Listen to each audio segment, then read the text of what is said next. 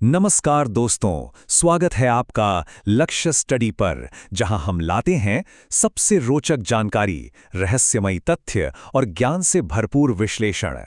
तो चलिए शुरू करते हैं आज का दिलचस्प सफर।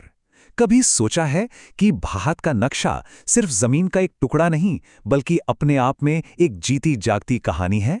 एक ऐसी कहानी जिसे ऊंचे ऊंचे पहाड़ों ने, गहरी नदियों ने और विशाल मैदानों ने मिलकर बुना है। आज हम इसी कहानी के पन्ने पलटने वाले हैं। आज हम भारत के इस विशाल भौगोलिक ताने बाने को समझने के लिए 5 पड़ावों का एक सफर करेंगे। शुरुआत करेंगे इसके जबरदस्त आकार से, फिर देखेंगे कि कैसे इसके पहाड़ और पठार एक दूसरे से बिल्कुल अलग हैं। हम मैदानों और तटों की जीवन देने वाली शक्ति को महसूस करेंगे, रेगिस्तान और द्वीपों की अनोखी दुनिया में झांकेंगे और आखिर में ये समझने की कोशिश करेंगे कि ये सब मिलकर भारत के आने वाले कल को कैसे संवारता है। तो सबसे पहला सवाल, भारत असल में कितना बड़ा है? चलिए इसकी विशालता को कुछ ऐसे आंकड़ों से समझते हैं जो आपको हैरान कर देंगे। भारत का कुल क्षेत्रफल है 32,80,000 वर्ग किलोमीटर से भी ज्यादा। अब इसे अंदाजे में रखने के लिए सोचिए, ये पूरे यूरोप महाद्वीप का लगभग 1/3 हिस्सा है। इसी बड़े आकार के साथ ये दुनिया का 7वां सबसे बड़ा देश बन जाता है। और सबसे चौंकाने वाली बात जानते हैं क्या है? दुनिया की कुल जमीन का सिर्फ 2.4% हिस्सा होते हुए भी भारत दुनिया की लगभग 17% आबादी का घर है। मतलब जमीन और लोगों का एक अविश्वसनीय तालमेल। और इसकी 15,200 किलोमीटर लंबी जमीनी सीमा इसे कई पड़ोसी देशों के साथ जोड़ती है। इसकी विशालता का अंदाजा लगाना हो तो बस ये सोचिए कि अगर आप उत्तर में इंदिरा कोल से दक्षिण में कन्याकुमारी तक का सफर तय करें तो वो होगा 3,214 किलोमीटर का, और पूर्व में अरुणाचल प्रदेश से पश्चिम में गुजरात तक की दूरी भी लगभग 3,000 किलोमीटर है। ये अपने आप में महाद्वीपों जैसे आंकड़े हैं।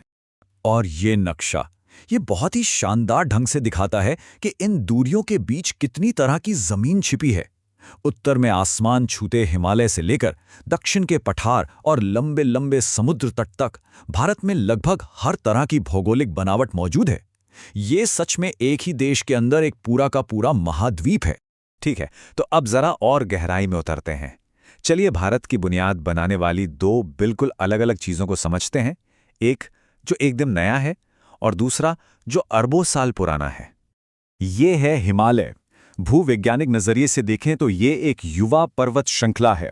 मतलब ये आज भी ऊंची हो रही है। ये वलित यानी फोल्ड माउंटेन है जो भारतीय प्लेट के यूरेशियन प्लेट से टकराने से बने। इनके युवा होने का मतलब ये भी है कि ये इलाका अस्थिर है, जहां अक्सर भूकंप आते रहते हैं। और हाँ, दुनिया की सबसे ऊंची चोटियां भी तो यहीं हैं। और अब हिमालय के ठीक विपरीत ये है प्रायद्वीपीय पठार। ये हमारी धरती की सतह पर मौजूद सबसे पुराने और सबसे स्थिर भूभागों में से एक है। ये एक तरह से भारत का दिल है, जो कठोर पुरानी चट्टानों से बना है और एकदम शांत है।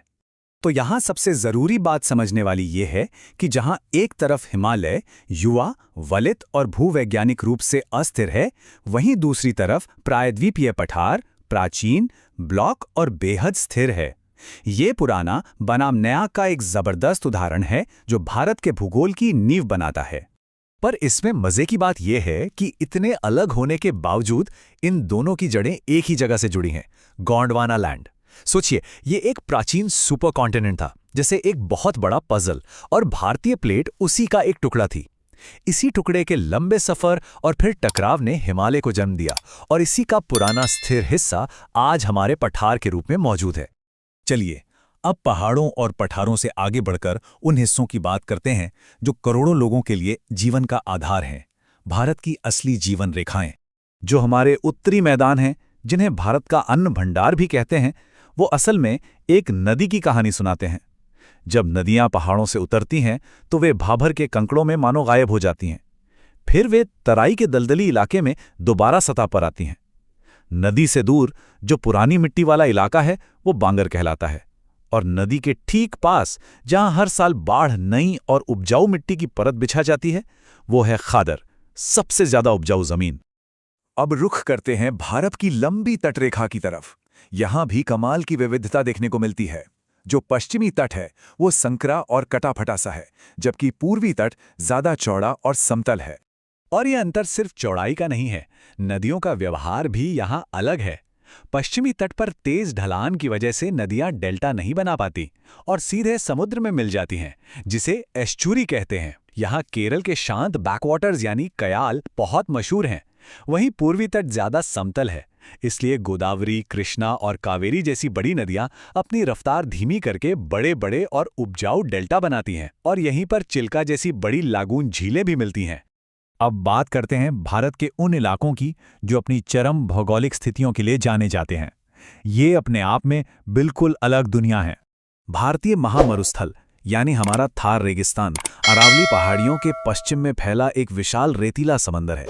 यहाँ साल में 150 मिलीमीटर से भी कम बारिश होती है, जो इसे एक बहुत ही शुष्क और चुनौतीपूर्ण इलाका बना देती है। यहाँ की पहचान है हवा से बने रेत के खूबसूरत टीले, जिन्हें बरखान कहते हैं, और ये संकटग्रस्त पक्षी ग्रेट इंडियन बस्टर्ड का आखिरी घर भी है। भारत के मुख्य भूमि से दूर समंदर के बीच में भी भारत के 2 प्रमुख द्वीप समूह हैं। एक है बंगाल की खाड़ी में अंडमान और निकोबार और दूसरा अरब सागर में लक्षद्वीप। इन दोनों की बनावट में जमीन आसमान का फर्क है। अंडमान और निकोबार द्वीप समूह असल में ज्वालामुखी विस्फोट से बने हैं। भारत का एकमात्र सक्रिय ज्वालामुखी बैरन द्वीप यहीं पर है। दूसरी तरफ लक्षद्वीप पूरी तरह से मूंगे यानी कोरल से बना है और यह भारत का सबसे छोटा केंद्र शासित प्रदेश भी है। एक आग से बना तो दूसरा नन्हे जीवों से। अच्छा, एक सवाल, क्या ऐसा हो सकता है कि भारत में एक ऐसा राष्ट्रीय उद्यान भी हो जो पानी पर तैरता हो?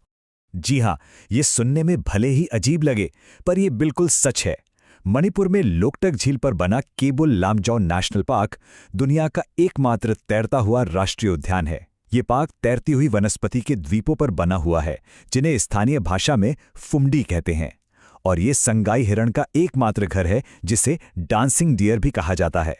तो अब तक हमने जो कुछ भी देखा, पहाड़, पठार, मैदान और द्वीप, चलिए अब इन सभी धागों को एक साथ जोड़कर देखते हैं कि ये भारत की सबसे जरूरी मौसमी घटना मॉनसून को कैसे नियंत्रित करते हैं। ये नक्शा पूरी कहानी साफ साफ बयां कर रहा है। उत्तर में हिमालय एक विशाल दीवार बनकर खड़ा है। ये मध्य एशिया से आने वाली ठंडी हवाओं को रोकता है और मॉनसूनी हवाओं को भारत में ही कैद कर लेता है ताकि वो यहीं बरसें। वहीं पश्चिमी घाट अरब सागर से उठने वाली नमी से लदी हवाओं को रोककर पश्चिमी तट पर जबरदस्त बारिश करवाते हैं। असल में ये पहाड़ ही हैं जो भारत के इस जीवन देने वाले बारिश के चक्कर को चलाते हैं।